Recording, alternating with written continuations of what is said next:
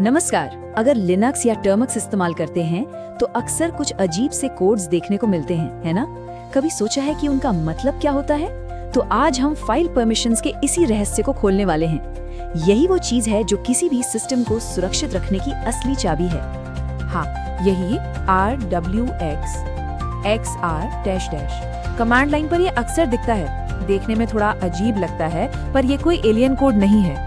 इसको ऐसे समझिए कि ये सिस्टम की सिक्योरिटी का एक नक्शा है और आज हम इसी नक्शे को पढ़ना सीखेंगे। समझेंगे कि इसका हर एक अक्षर क्या कहानी सुनाता है। तो चलिए शुरू करते हैं। इस कोड को एक एक करके तोड़ते हैं और देखते हैं कि इसके अंदर आखिर छिपा क्या है। ये जो 10 कैरेक्टर की स्ट्रिंग है ना, ये असल में 4 हिस्सों में बटी हुई है। देखिए, पहला कैरेक्टर अकेला है और उसके बाद 3-3 कैरेक्टर्स के 3 ग्रुप्स हैं। हर हिस्से का अपना एक खास मतलब है।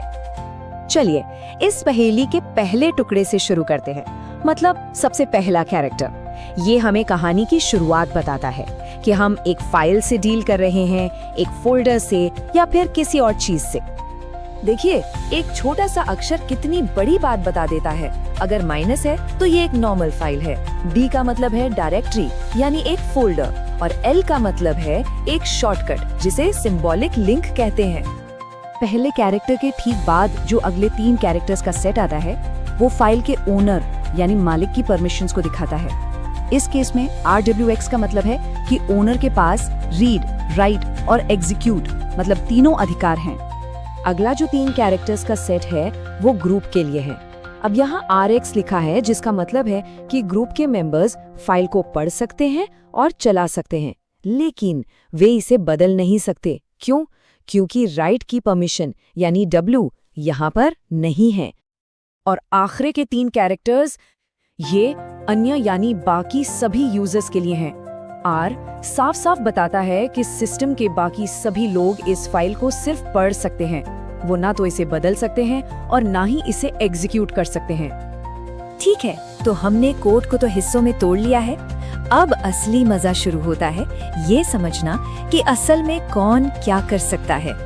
सिस्टम में 3 मुख्य भूमिकाएं होती हैं। एक है ओनर यानी जिसने फाइल बनाई है, दूसरा है ग्रुप जिसमें कई यूजर्स हो सकते हैं, मान लीजिए एक ही प्रोजेक्ट पर काम करने वाली टीम, और तीसरा है अन्य मतलब बाकी सब लोग जो न तो ओनर है और न ही उस ग्रुप का हिस्सा है। और एक्शन भी 3 ही होते हैं।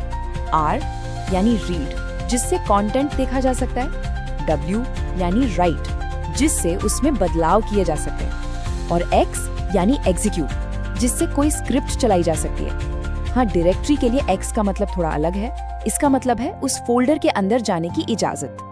ये सब जानना तो ठीक है, पर असली पावर तो तब आती है जब इन परमिशंस को अपनी मर्जी से बदला जा सके। तो चलिए देखते हैं कि ये कैसे होता है। तो मिलिए चेंज मोड से। इसका पूरा नाम है चेंज मोड। ये समझिए कि ये सिस्टम की चाबियों का गुच्छा है, जिससे ये तय होता है कि कौन सा दरवाजा किसके लिए खुलेगा। अब चमोड इस्तेमाल करने के 2 बड़े पॉपुलर तरीके हैं। एक है सिंबॉलिक मोड जो समझने में बहुत आसान है, जैसे +X लिखने से एक्जीक्यूट परमिशन जुड़ जाती है, और दूसरा है न्यूमेरिक मोड जो नंबर्स का इस्तेमाल करता है और एक ही बार में सारी परमिशन सेट करने के लिए बहुत फास्ट है।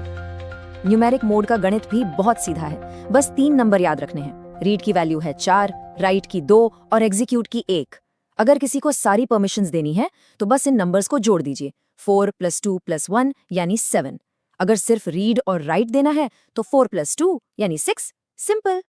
ये टेबल दिखाता है कि इन नंबर्स का इस्तेमाल असल दुनिया में कैसे होता है। जैसे 644 वेब फाइलों के लिए एक बहुत ही सेफ डिफॉल्ट है।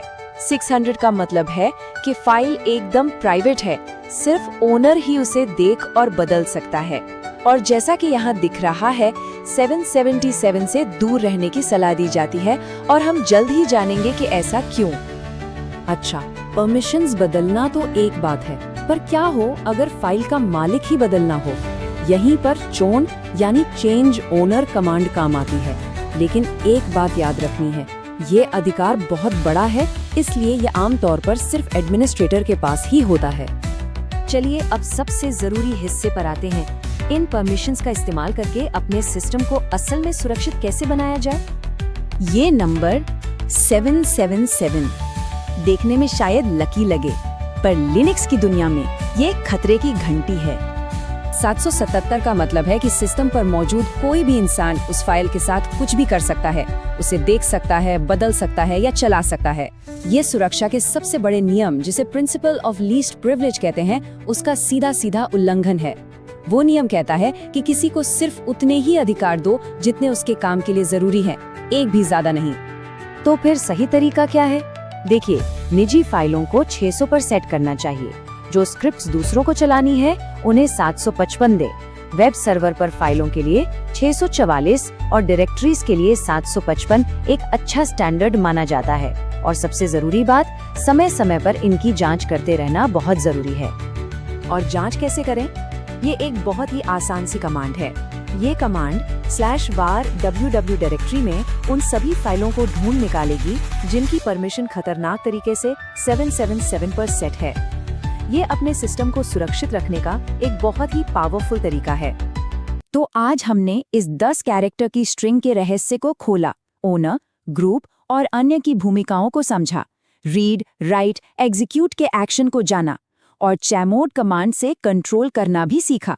और ये सब कुछ एक ही लक्ष्य के लिए था, लीस्ट प्रिविलेज के सिद्धांत का इस्तेमाल करके अपने सिस्टम को ज्यादा से ज्यादा सुरक्षित रखना। तो अब जब ये कोड पढ़ना आ गया है तो एक सवाल उठता है, हमारे अपने कंप्यूटर या सर्वर पर कौन सी ऐसी फाइलें हैं जिनकी परमिशंस पर एक बार फिर से नजर डालना जरूरी हो सकता है? याद रहे, ये ज्ञान सिर्फ थ्योरी नहीं है, बल्कि हमारी डिजिटल दुनिया को सुरक्षित रखने का एक शक्तिशाली हथियार है।